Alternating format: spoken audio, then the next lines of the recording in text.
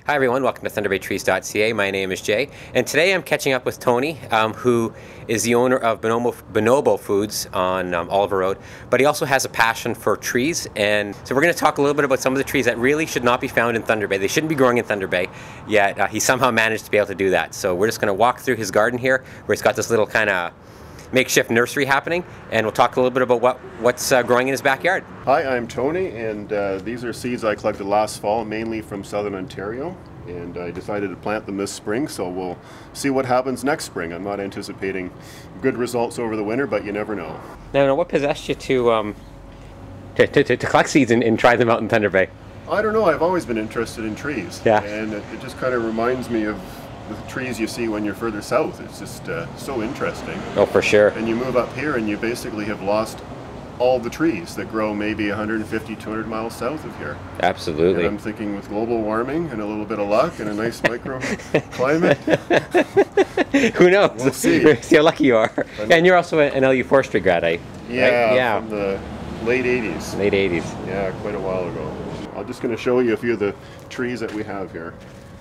This is a row of catalpas, native to Illinois. These first ones are northern catalpas, and then I've got some southern catalpas in behind. They're a member of the bean family, that's why they look like beans. Yeah. I've kind of got a scattering of sycamores all over the place because the seeds have little, I guess they're called ashines, but they disperse by the wind. So I've got a large one right here, Jay, if you want to. Okay, oh yeah. There. And that's seed zone 5, I believe, and we're in 3, so I'm not sure what's going to transpire next year. Creative gardening might help some of these survive. Yeah, I'm hoping the fenced-in area and the southern exposure will help. For sure. These are Kentucky coffee trees. Oh, here we have my little friend. Yeah, his name is Hobbs. He's from next door, and he tries to keep the squirrels at bay, okay. Which have been eating all of my butternut and my walnuts. Uh-huh. Which is why I have very few of those. So yeah, a little row of Kentucky coffee with a few sycamores that have just come up in the last few weeks. Yeah. Here's my monster row of ailanthus, yeah. which is considered a weed tree. It certainly is. South. But up here it's very exotic for me. Yeah. Yeah, I'm not sure why they call them tree heaven. I was told once it has to do with because they grow so fast they reach up the heavens so quickly. I don't know if that's actually the case, but maybe. They're also called stink tree. I guess they have. Yeah, I think if you cut into them, yeah. Okay. If you crush the leaves, I think. Yeah. They get pretty awful. But they're supposed to be seed zone 6, so that's the tree I don't think is going to make it. But yeah. And this is a black locust. Yeah. He grows about an inch or two a day right now. He didn't do much for about the first 2 months, and now he's just taken off. The aphids killed most of them. I have to really watch the aphids when they're tiny because they tend to attack them. Mm-hmm. And then once they get about this tall, they seem to develop some sort of resistance, and then they're fine. But yeah, do you know what zone the black locust is? It's 4-ish, but they grow around Grand Marais, supposedly, in Duluth. So? I've seen them on the boulevards in Duluth. Yeah, in this fenced-in area, they might do okay. So he might be okay. Yeah. Probably depend what kind of winter we have, too. Mr. Hobbs. And this is an American beech. Okay. And he is from around, I believe he's from around Huntsville area, Bracebridge. Okay, yeah. I dug him out of the soil last fall. I dug about half dozen and about 4 survived. That's one of them. So he's looking pretty good. Wow. This is a black cherry, also from around Huntsville, Perry Sound area. I forget exactly where I picked him up. Yeah. These are shagbark hickory. Okay. And a couple of ginkgos. Oh yeah. There. Yeah. A little bit to the left is another one. This one has a little more exposed.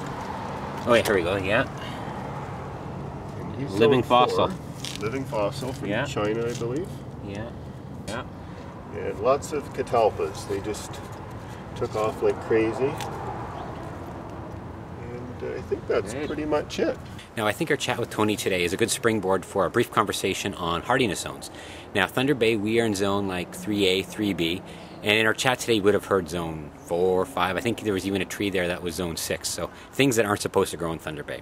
Now, in the past, hardiness zones were determined essentially by a relatively simple calculation based on minimum average temperatures, monthly temperatures.